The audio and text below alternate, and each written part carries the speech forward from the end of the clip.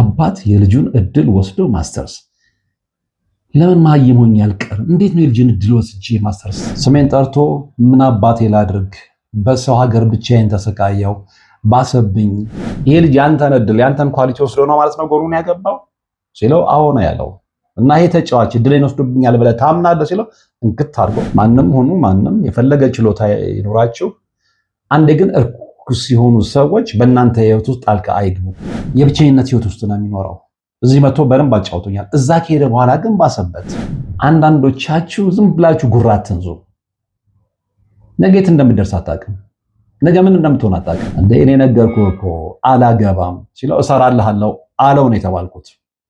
ይኸው ሰራለት።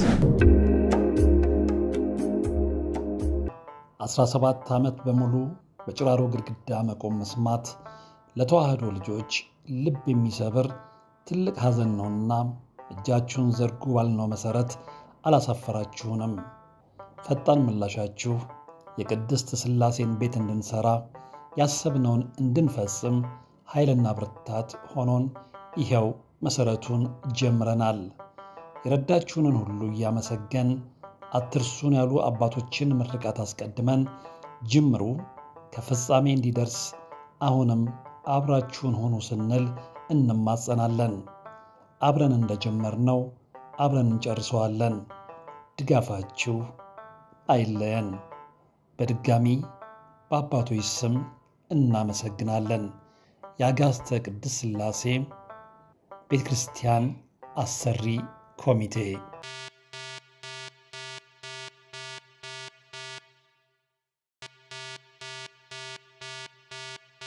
መተት የለም ብለው ለሚከራከሩ ጅላጅሎች ብቻ ሳይሆን የመተት ነገር ሲነሳ እጃቸው ስላለበት የሚያንገፈግፋቸውም ደነዞች ከዛሬው መርሃ ግብር እጅግ ወሳኝ የሆነ ትምህርት ይማራሉ ብዬ አስባለሁ። ዛሬ ስሜቴ ጥሩ አይደለም በሁለት ምክንያቶች። አንደኛው በጠዋት ተደውሎ አንድ የቅርብ ወዳጄ አሜሪካ ውስጥ እንደሞተ ተነገረኝ። በጣም ነበር የደነገጥኩት። ይበልጥ ያስደነገጠኝና ስሜቴን ያጎሸው ደግሞ ምንድነው ልጁ የሞተበት ምክንያት ሲነገረኝ ነው። በደብተራ መተት እንደሞተ ነው የተነገረኝ። አንደኛው እሱ ነው። ሁለተኛው ደግሞ ጠዋት እንዲሁ ቁጭ ብዬ ለመርሃ ግብር የሚሆነኝን አንዳንድ ነገሮችን ስፈልግ ከባህር ማዶ ተደወለልኝ። የደወለልኝ ልጅ በስፒሪቹዋል አታክ የሚጠቃ ልጅ፣ አዲስ አበባ መጥቶ በግንባር ያገኘሁት ልጅ። ብዙ ነገር ተመካክረን እንደውም ቀሲስ ሄኖክ ጋር ሄደው እንግዲህ ጊዜው ወደ መጣበት ሀገር የሚመለስበት ጊዜ አጭር ስለነበረ በተረጋጋ ሁኔታና ስሜት ውስጥ አላገኛቸውም። ተመልሶ የሄደ ልጅ እዛ እንዲሄድ ጠቆሜው ማለት ነው። እያለቀሰ አታኩ ወይም ደግሞ ስፒሪቹዋል ጥቃቱ በጣም እንደባሰበት ሲነግረኝ በሁለቱ ነገሮች በጣም ነበር የተረበሽኩት። የሁለቱም ልጆች አንዱ አሜሪካ፣ ያንኛው ለጊዜው ይቆይ። ይሄ ሁለተኛው ላይ ደወለልኝ ያልኳችሁ ወንድ ልጅ በዛ አይነት ሁኔታ ተስፋ ቆርጦ ሲያለቅስ ከማየት የበለጠ ውስጥን የሚያደማ ነገር የለም። ስሜን ጠርቶ ምን አባቴ ላድርግ? በሰው ሀገር ብቻዬን ተሰቃየው ባሰብኝ። የቻልኩትን ያህል እሰግዳለሁ፣ የቻልኩትን ያህል እጸልያለሁ። ነገር ግን እያመመኝ ነው። ስራመድ ሁሉ ራሴን እያዞረኝ ነው። ይሄ ልጅ እህት የለውም፣ ወንድም የለውም፣ ትዳሩን ፈቷል።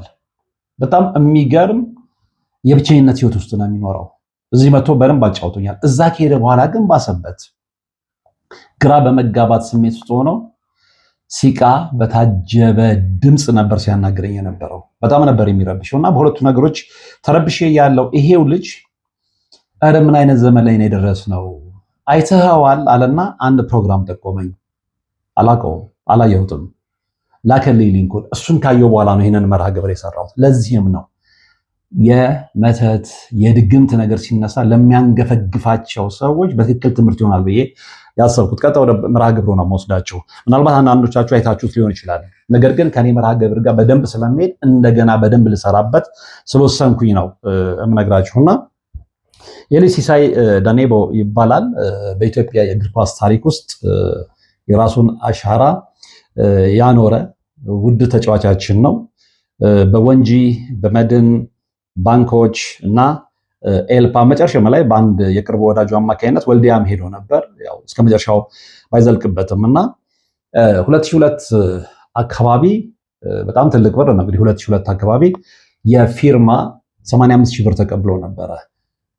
ገንዘብ ላይ ያለው አቋም በጣም ጥንቁቅ ስለሆነ በጣም ጨዋ ስለሆነ ምንም አይነት ውስጥ ያልነበረ ልጅ ከመሆኑም ባሻገር ትልቅ ራዕይ ስለነበረው ያንን ገንዘብ ተቀብሎ ሲያጠፋ ሀገሩ ወንጂ ላይ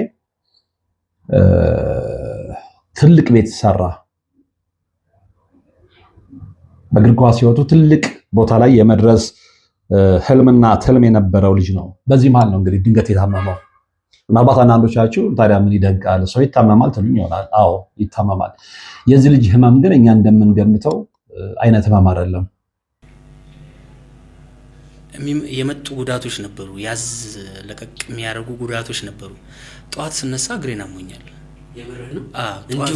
እንዲሁ ከዛ እንደምንም እነዛን ህመሞች ታገስና ጠዋት ቤተክርስቲያን ሄዳለሁ። ጸሎቴን አድርሼ ጸበሌን ጠጥቼ እግሬ ላይ ያመመኝ ላይ ጸበል ምናምን አድርጌ እመጣለሁ። ከሰዓት እኮ ጌም አለ። እግሩን ያዘው፣ ጉልበቱን ያመው ጀመር። ለሕክምና ብዙ ወጪ አወጣ። እንደውም ቤቱን እስከ መሸጥ ተገደደ። እጁ ላይ የነበረውን ገንዘብ ጨረሰ።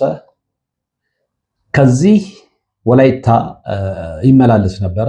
ወላይታ ክርስቲያን ሆስፒታል ውስጥ በአንድ ጀርመናዊ ዶክተር ሕክምና እየተከታተለ ነበር። ዶክተር አንደርሰን ይባላል እና እዚህ የራጁን ውጤት በሲዲ ይዞለት ይሄዳል ዶክተር አንደርሰን ጋር። ዶክተር አንደርሰን ያን ካየ በኋላ በአስተርጓሚ ሲበሳጭና ግራ ሲጋባ ይመለከታል እና ምንድን ነው ብሎ ሲጠይቅ ሲሳይ የተመለሰለት መልስ ምንድን ነው? እንዴ ምንም በቃ እግርህ ውስጥ እኮ ምንም ነገር የለም፣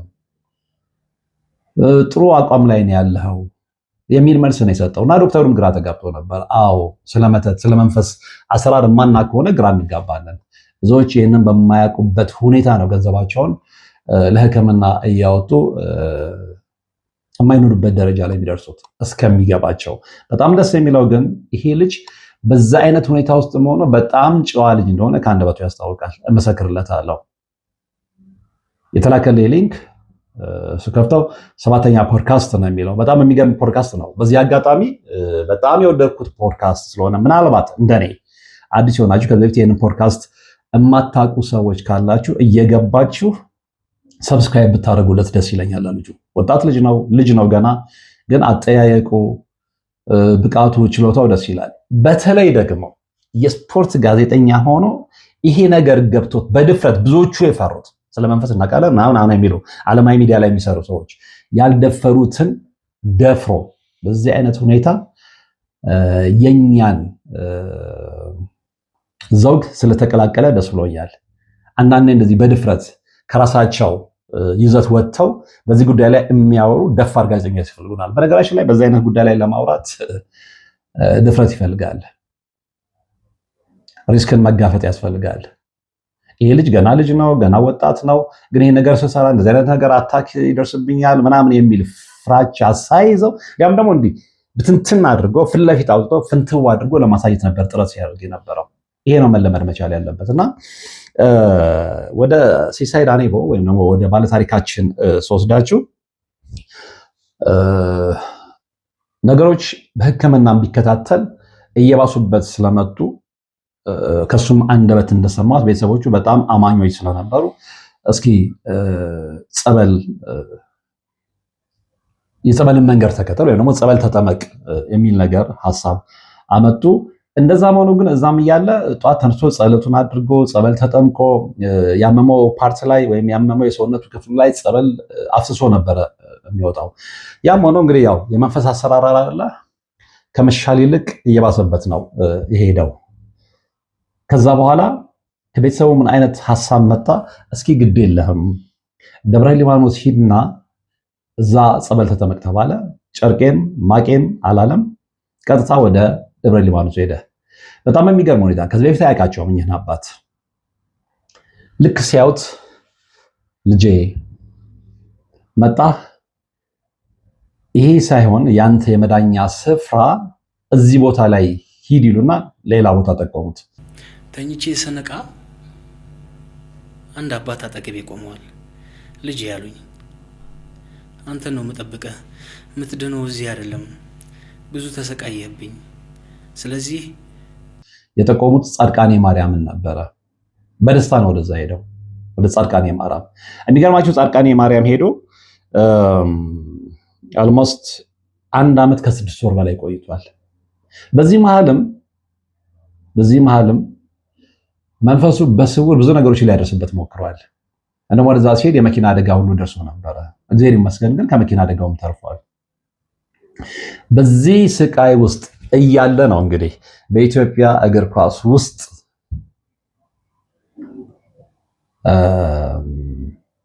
የመተት ስራ በደንብ እየተሰራበት እንደሆነ የገባው ማለት ነው። በተለይ በነሱ ጊዜ የነበረው ባች አስቸጋሪ እንደነበረ ጋዜጠኛውም ሲናገር ሰምቼዋለሁ። እና ይሄ ልጅ የተደረገበት ነገር በቃ መተት እንደሆነ በደንብ ገባው። የት ሄዶ? ጻድቃኔ ማርያም ሄዶ። የት ሄዶ? ደብረ ሊባኖስ ሄዶ። አባቶች ገለጹለት እምነቱ ስላለው፣ ጽኑ እምነት ስላለው፣ በፊትም ወደዛም ሳይሄድም እምነቱ ላይ ያለው አቋም ጠንካራ ስለሆነ ጻድቃኔ ማርያም በነበረበት ሰዓት ላይ ግን ብዙ ነገሮችን የታዘበው፣ ብዙ ነገሮችን የተመለከተው፣ መንፈሱም በጸበል እየተቃጠለ ሲለፈልፍ በቃ ማን ምን እንዳደረገበት ግልጽ እየሆነለት መጣ።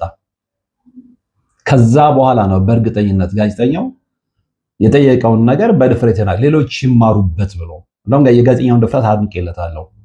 በእርግጠኝነት በኢትዮጵያ እግር ኳስ ውስጥ ባድ ስፕሪት ወይም ደግሞ መንፈስ አለ ብለህ ታምናለህ ሲለው በደንብ አለ ነው ያለው። አለ እንደዚህ አይነት ነገሮች አሉ፣ በግልጽ አሉ፣ በደንብ አለ። አንደኛው ሰለባ እሱ ነው። በጣም በሚገርም ሁኔታ እዚህ ልጅ ላይ መተት ያደረገበት ልጅ ከዚህ በፊት በቴስታ ኳስ የማግባት ችሎታና ብቃት አልነበረውም። ይሄኛው ልጅ ግን ወይም ደግሞ ባለታሪካችን ሲሳይ ዳኔቦ ግን እዛ ላይ በጣም የታወቀ ነው። ብዙ ተስፋ የጣሉበት ነው። ይሄ ልጅ ያገኘውና ውጭ ሀገር የሚጫወት ልጅ ነው። አይ ቲንክ እዚህ ሀገር ሲጫወቱ ይሄ ልጅ በቴስታ ጎል ያገባል። ከዛ ላይ ሲሳይ ምንድን ነው ያለው? ይሄ ያንተ ኳሊቲ ነው፣ የኔ ኳሊቲ አይደለም ነው ያለው። እናም ጋዜጠኛው እዛ ጋር ሰርፕራይዝ ሆኖ እንዴ ምን እያልክ ነው? በቴስታ አግብቷል። እሺ በሄዲንግ አግብቷል። ከዛ ምን ይለኛል? የዚህ ባለቤት እኮ ነው ያደለው፣ የዚህ ባለቤት እኮ አንተ ነህ። ይሄ ልጅ ያንተን እድል ያንተን ኳሊቲ ወስዶ ነው ማለት ነው ጎሉን ያገባው ሲለው አዎ ነው ያለው። እና ይሄ ተጫዋች እድሌን ወስዶብኛል ብለህ ታምናለህ ሲለው እንክት አድርጎ እንዲህ አይነት ነገር በአደባባይ እንዲነገር ስለማንፈልግ እንጂ ኢትዮጵያ ውስጥ የተደበቁ በርካታ የመተት ታሪኮች አሉ። ይፋ ሊወጡ ይገባል። ወደፊት በድፍረት ይህንን የሚያደርጉ ሰዎችም ሊጋለጡ ይገባል። በነገራችን ላይ የሲሳይ ሌላ በጣም ያደነኩለትን ኳሊቲ ልንገራችሁ። በእንደዚህ አይነት ስቃይ ውስጥ ሆኖ አሁን ስራውን ትቷል፣ ቤቱን ሸጧል፣ ገንዘቡን አጥቷል። ስራ ክቡር ነው። ኦፍኮርስ አሁን በመኪና እጥበት ላይ ነው ያለው። የመኪና እጥበት ተራ ስራ ነው እያልኩ አይደለም። ነገር ግን በእንደዚህ አይነት ሁኔታ ውስጥ ሆኖ ክፋት የዋሉበት ልጆች ላይ ክፋት አይደለም እያሰበ ያለው። መለመድ ያለበት ይሄ ነው። እንደውም እግዚአብሔር ይቅር ይበላቸው፣ እግዚአብሔር ከዛ ውስጥ አውጥቶ ወደ ተሻለ ቦታ ይመልሳቸው ብሎ እንደውም ለእነሱ ነው የሚያስበው። እንዲህ አይነት ቀና ልብ ነው የሚያስፈልገው። እንደዚህ አይነት ቀና ልብ የለም። መተት ያደረገብህን ሰው እያወቅ ከራስ አልፈ ለሱ መጨነቅ፣ ለሱ ማሰብ፣ ይሄ መታደልም ይፈልጋል። እያንዳንዱ አንደበቱ ላይ የሰማሁት ቃል ያንን ነው የሚነግረኝ። ስለ በቀል አይደለም የሚያስለው፣ ስለ ክፋት ወይም ደግሞ እንደዛ ያደረጉበትን ሰዎች ስለማማረር አይደለም የሚያወራው። በቃ እግዚአብሔር ይሁናቸው፣ እግዚአብሔር ይድረስላቸው፣ እግዚአብሔር ከዚህ የክፋት ስራ ያውጣቸው።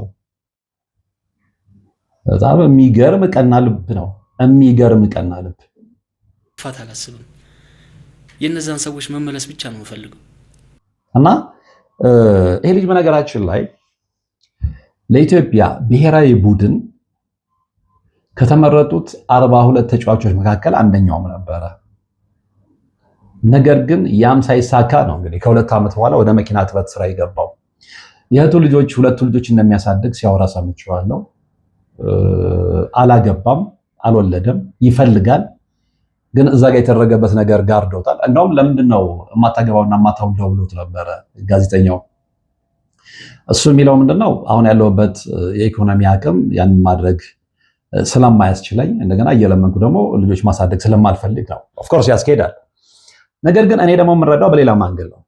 ምናልባት የመንፈሱ ስራ ይሄ ልጅ የትዳር ህይወት የትዳር መንገዱ እንዲዘጋበትም አድርጎ ሊሆን ይችላል። ልጅ እንዳያገኝ ተደርጎበት ሊሆን ይችላል። ሌላው በጣም የሚገርመው ይሄ ልጅ እንደዛ መሆኑ ተስፋ አልቆረጠም። እንግዲህ ነግሬያቸዋለሁ። ጻድቃኔ ማርያም ከ1 ዓመት ከ6 ወር በላይ ቆይቷል። ብዙ ነገሮችን ተረድቷል። እንደውም አንድ አገላለጹ በጣም ገርሞኛል። ናሽናል ጂኦግራፊ አይተሃል አለው ጋዜጠኛው። ናሽናል ጂኦግራፊ ላይ አንድ አንበሳ የሚያሳድዳትን ሚዳቋ አንገቷን ይዞ እያንደፋደፋት ከዛ ላይ ጀሌዎቹ መጥተው ግማሹ ትከሻዋ ላይ ግማሹ ወገቧ ላይ ምናምን አድርገው የሚቦጫጭቋት። የኔ ህይወት ማለት እሱ ነው ያለው። ይሄ ማለት ምንድን ነው ለኔ ገባኝ። ዋናው በመተት የጣለው ሰው እያለ እንደገና ሌሎች በላይ የሚደራረብ እድልን የሚወስዱ ሰዎች አሉ ማለት ነው። ናሽናል ጂኦግራፊ ስታይ የሜዳህያዋን አንበሳው እዚህ ጋር ሲያንቃት ከኋላ ሲይዛት ሆዷን ጀርባዋ ላይ ሲወጣ ጋዜጠኛው ደጋግሞ ሲለው የነበረው በእናንተ ባች ጊዜ በጣም በዚህ ጉዳይ ላይ በደንብ ይወራ ነበር ነው ያለው። ይሄ ማለት ምንድነው? በኢትዮጵያ እግር ኳስ ውስጥ የነበሩ ተጫዋቾች ብዙዎቹ የሰውን እድል ይቀሙ ነበረ፣ በሰው እድል ይጠቀሙ ነበረ፣ በሰው እድል ችሎታ እንዳለው ተጫዋች አክት ያደርጉ ነበር። ይኸው እያየነው ነው። እንደውም በቀጣይ ሌላ መርሃ ግብርም ይሰራላችኋል ከዛ ጋር በተያያዘ። ሌላው እንደዚሁ ደግሞ በጣም ታዋቂ የነበረ ተጫዋችም ሊያም እሱ ደግሞ በራሱ ጓደኛ ገንዘብ በሰጠው ባበደረው ጓደኛ ደርሰበትን ተናግሯል። እሱንም አስፍቼ እመጣበታለሁ። አሁን የሲሳይን ልጨርስ እና ይሄ ልጅ ብዙ መከራ አየ።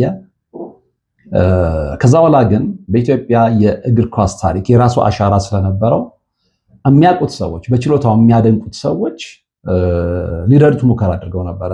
እንደውም በፊት ጋዜጠኛ የነበረ አሁን አይ ቲንክ ስፖርት ፌዴሬሽን ውስጥ የገባ ሰው እግር ኳስ ፌዴሬሽን እና በአንድ ወቅት ኢንተርቪው አድርጎት ነበረ። ስለዚህ እሱን የሚያውቁት ሲሳይን የሚያውቁት ሰዎች እንደሚረዱት ቃል ገብቶለት ማለት ነው። ኦፍኮርስ ተጀምሮ ነበረ።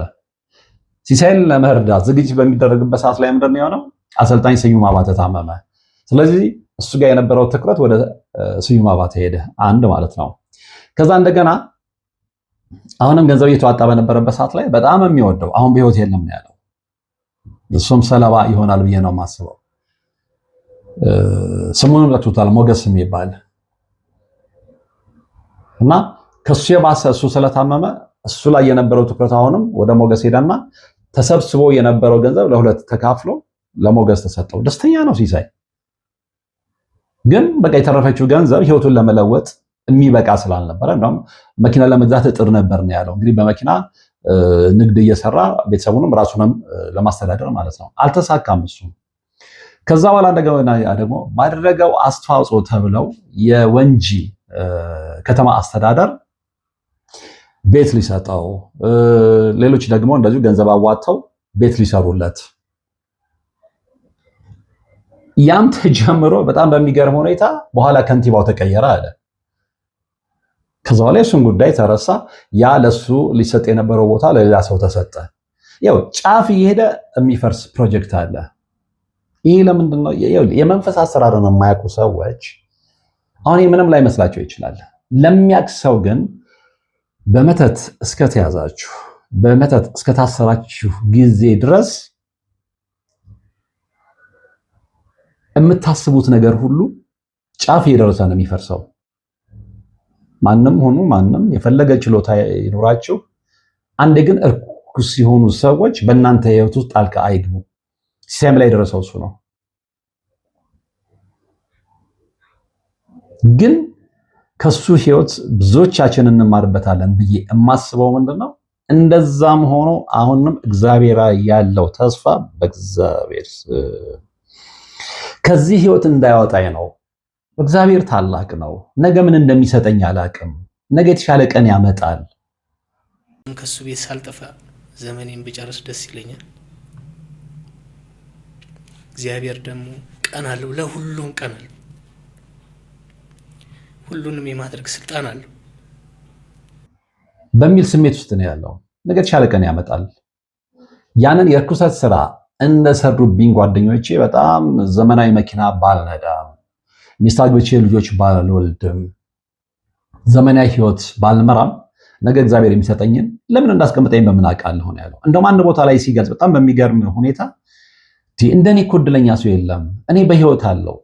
በእንደዚህ አይነት የርኩሰት ስራ በመተት ስራ ብዙዎቹ ህይወታቸውን አጥተዋል ነው ያለው። ብዙዎች ህይወታቸውን አጥተዋል።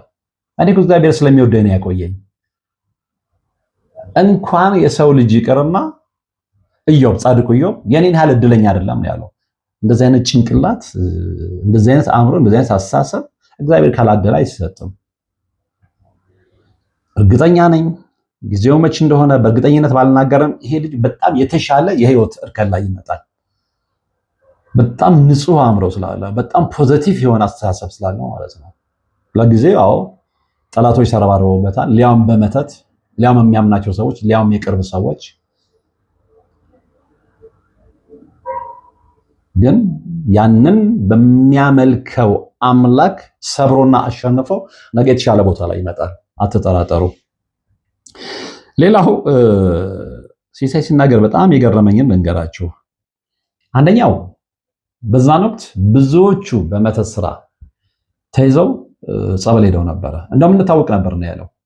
ያ ቦታ እንደውም በእኛ ስሙ ከፍ ብሎ ይሄ ማለት ምንድነው? አብዛኞቹ ተጫዋቾች ስለሆነ ብዙ ሰው እንደሱ ላይ ይመጣ ነበርና ሰው እየተናገረ በሄደበት ላይ ያንን ቦታ የበለጠ እንዲታወቅ ምክንያት ሆኑ። ይሄ የሚያሳየው ነገር አለ።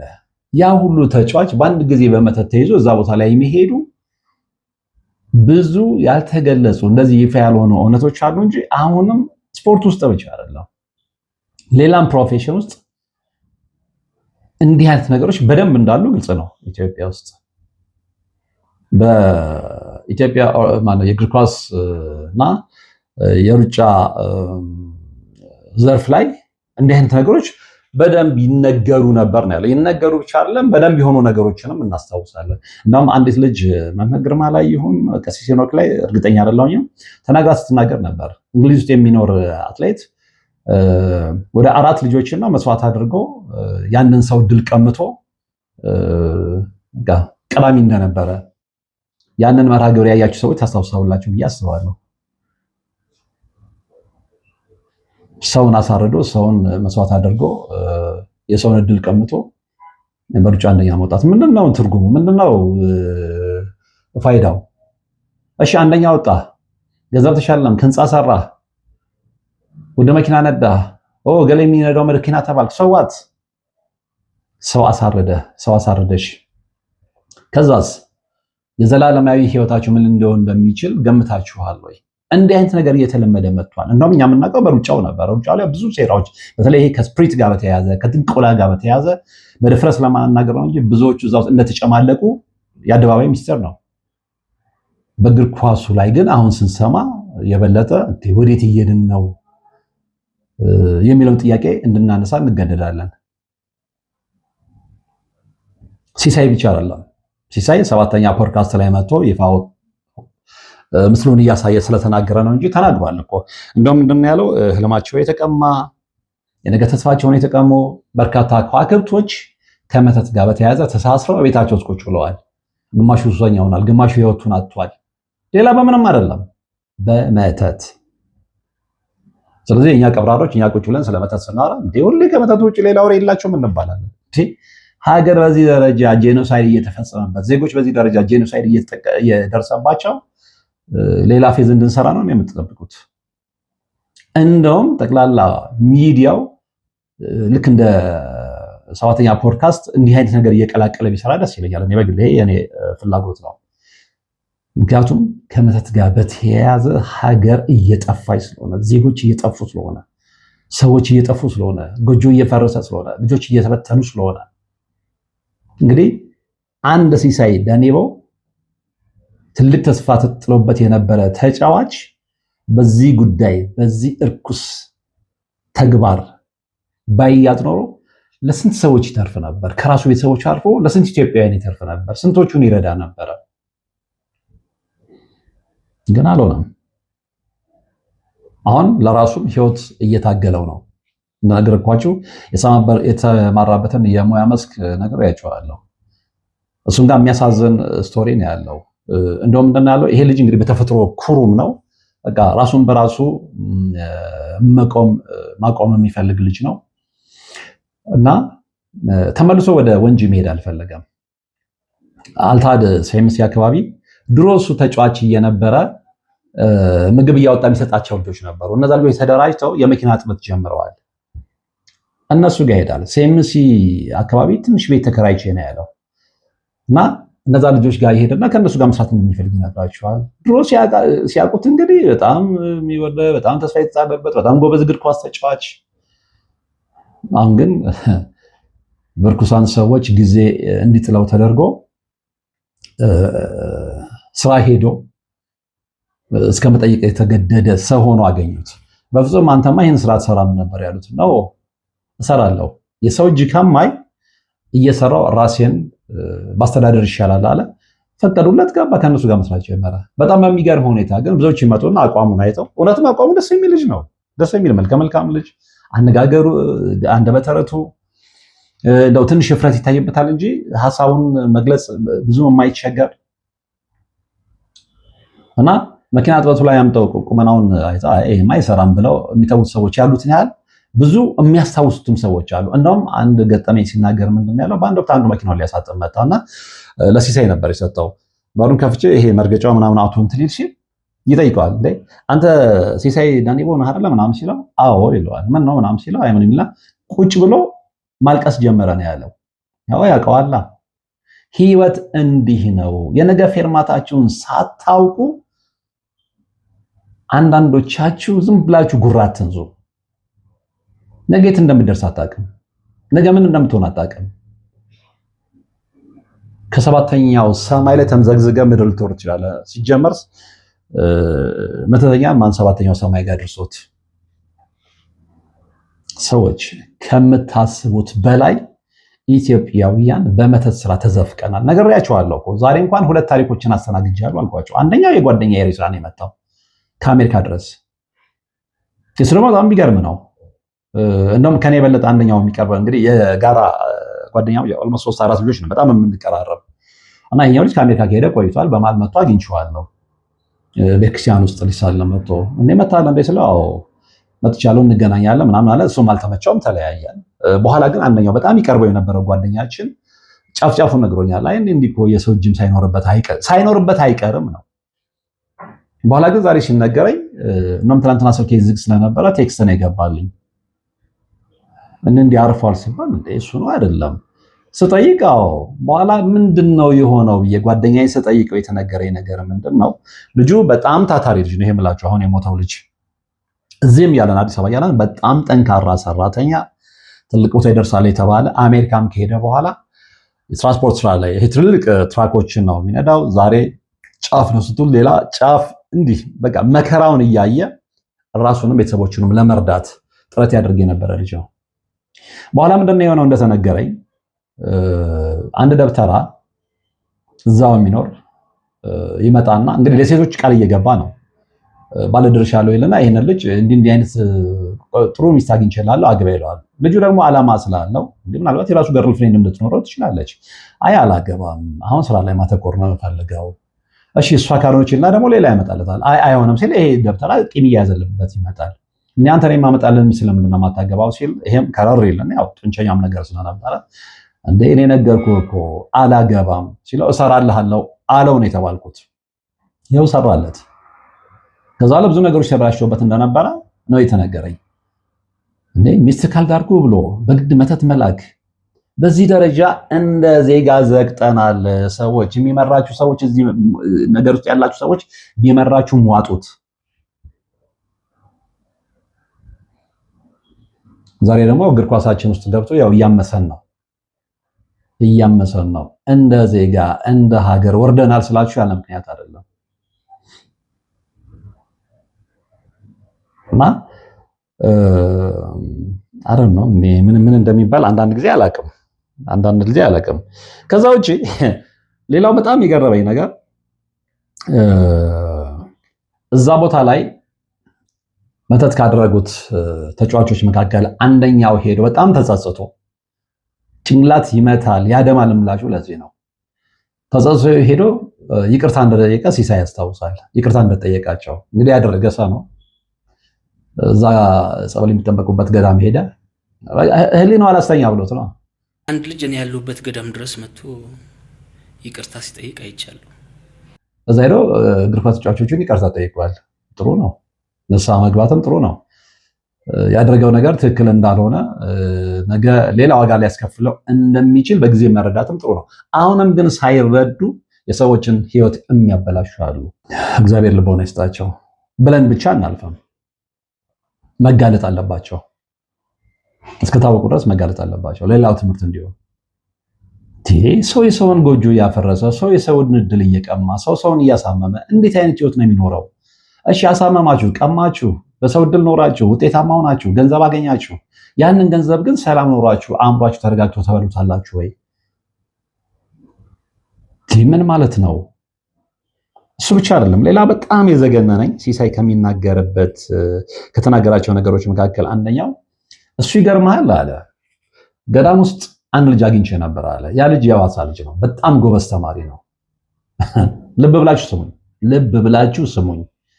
ልጁ በጣም ጎበዝ ተማሪ ነው። አሁን አባትየው የልጁን እድል ወስዶ ነው ማስተርሱን እየሰራ ያለው። እማታምን አትመን፣ ነገ ሲደርስበት አምናለህ።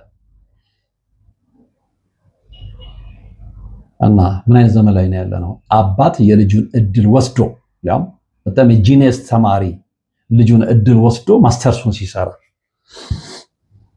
ይሄ እንግዲህ ገዳም ጸበል ቦታ ላይ አንድ ላይ ሆነው ልጁ እዛ ጸበል እየተጠመቀ የደረሰበትን ነገር መንፈሱ ጸበሉ መንፈሱን ይዛዛ አድርጎ ልጁ ጠላቱ አባቱ እንደሆነ ስለተረዳ ነው ረጅም ጊዜ እዛ ጸበል ስለቆየ ለሲሳይ የሚያጫውተው።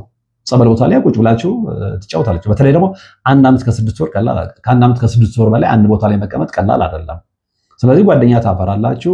አንተ ምን ሆነ ነው እንዴት ነው ምናምን እንደዚህ አይነት ነገር የተለመደ ነው። እና ይሄንን ነገረኝ ነው ያለው። አባት የልጁን እድል ወስዶ ማስተርስ ለምን ማየም ሆኜ አልቀርም? እንዴት ነው የልጅን እድል ወስጄ ማስተርስ? ኧረ ሰዎች መስመር ስተናል። ኧረ ሰዎች እየተነገረን ደንቁረናል። ኧረ ሰዎች የሚያስተምሩ መምህራንን አሳራጆች በስተዋል። ይህንን ነገር ስለሚፈልጉ፣ በሰው እድል መኖር ስለሚፈልጉ፣ በሰው እድል ዝነኛ መሆን ስለሚፈልጉ፣ በሰው እድል ሀብታም መሆን ስለሚፈልጉ ይህንን ነገር የሚያጋልጡ አባቶችን ማሳደር ጀምረዋል። ስም ማጥፋት ጀምረዋል። ልንነቃ ይገባል። እነዛ አባቶች ለተጎዱ ሰዎች ነው የቆሙት፣ ለማንም አይደለም። አርፎ ቤታቸው እየጸለዩ ከእግዚአብሔር ጋር እየተነጋገሩ ቤተሰባቸው መምራት ይችላሉ። ማን በግድ ጎትተ ናና ጥምቀኛ አትለውም፣ ናና ጥምቀኛ አትይውም። ግን ያለውን ክፋት ስለሚያውቁ ሰው ይዳን ብለው ነው አይደል መከራቸውን ነው የሚበሉ። አሳሪጆች እየተነሱባቸው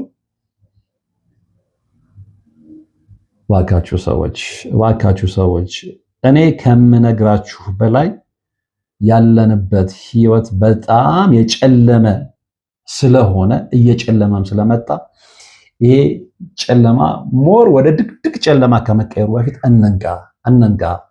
እያንዳንዳችን ቤት መጥቶ እስኪያንኳኳ መጠበቅ የለብንም። እንግዲህ ጆሮ ያለው ይስማ ብያለሁ እና የዛሬው ታሪክ እንግዲህ ይሄው የተከታተላችሁት ነበር። በቀጣይ በተመሳሳይ ሌላ በጣም አስገራሚ በሆነ ታሪክ እንገናኛለን። እስከዛው ግን ለሁላችሁም ሰሚ ጆሮ የተከፈተ ልቦና ይስጣችሁ ነው የምለው። አበቃው። ሰላም። 17 ዓመት በሙሉ በጭራሮ ግድግዳ መቆም መስማት ለተዋህዶ ልጆች ልብ የሚሰብር ትልቅ ሐዘን ነውና እጃችሁን ዘርጉ ባልነው መሰረት አላሳፈራችሁንም።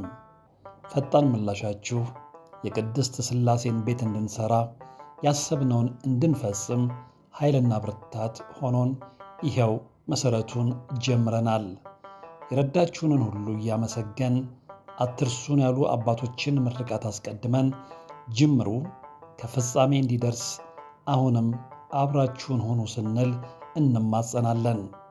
አብረን እንደጀመርነው አብረን እንጨርሰዋለን። ድጋፋችሁ አይለየን። በድጋሚ በአባቶች ስም እናመሰግናለን። የአጋስተ ቅድስት ሥላሴ ቤተ ክርስቲያን አሰሪ ኮሚቴ